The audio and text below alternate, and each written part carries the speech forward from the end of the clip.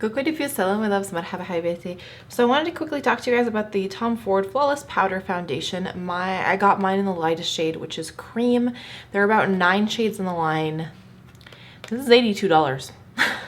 I bought this while I was away in Seattle, like 6-ish weeks ago, 7 weeks ago. I don't know, a little while ago. And I bought a couple other things. I kind of didn't look at the price. Oh, and for any of you who were wondering if I found that lip gloss in pink gilt, I did. It was fine. It was hanging out in one of my makeup bags. But I picked this up and I didn't realize the price of it. And then I did a quick comparison today. I'm like, oh, but the Armani one's also expensive. The Armani one is $68. So up until, and the only reason I'm making that direct comparison is because up until I looked at the price, I was like, dude, I'm totally buying this above repurchasing the Armani one. But now I gotta think about it. So it comes in the traditional Tom Ford packaging, and then it's got the sleeve. I know a lot of people find these sleeves to be useless. I actually really like them. They usually come on my products that are easy to fingerprint, so I keep them when I'm storing them in my drawer to keep them nice and clean. So I really like this. And then this is the packaging itself with the Tom Ford. Honestly, so I find that with kind of more mid-range to high-end products, they either give you this stuff that like fingerprints easily, or like the NARS packaging, which just collects all kinds of grime easily. You would think for this price point they could come up with a material that was kind of nice and luxurious without being so easily prone to getting dirty, right? That's what you would think. Anyways, you get a nice big mirror in here, so if you're taking it on the go, it's good that way.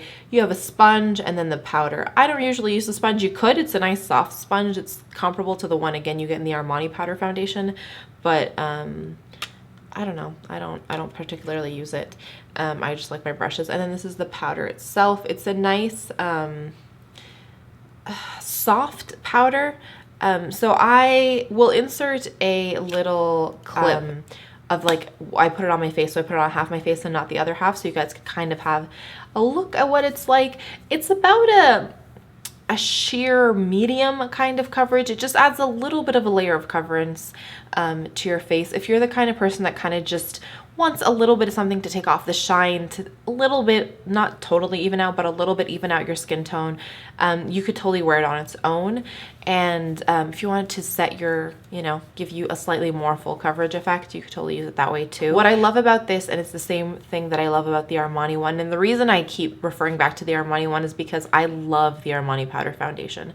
I went through an entire thing, so you know how much makeup I have. If I'm gonna go through an entire powder product, you know that I'm invested.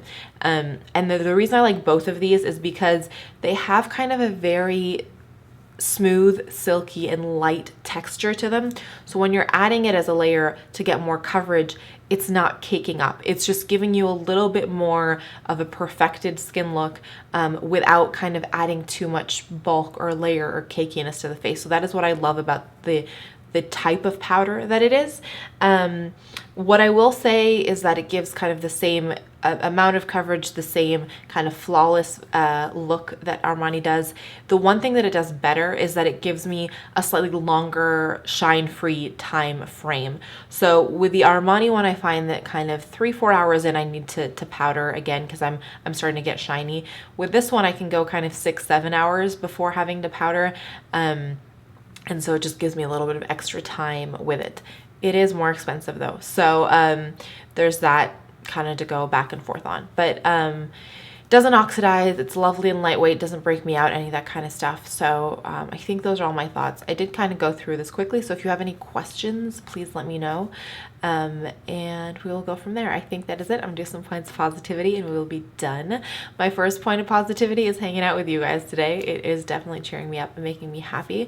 My second point of positivity is a nice chill morning. I just kind of hung out and took a beat, and it was really, really lovely. And then my third point of positivity is chatting with my sister a little bit. Anytime she's far away, it's harder to have, quality time together. So it was nice to get to chat with her on the phone a little bit. That is it for me today.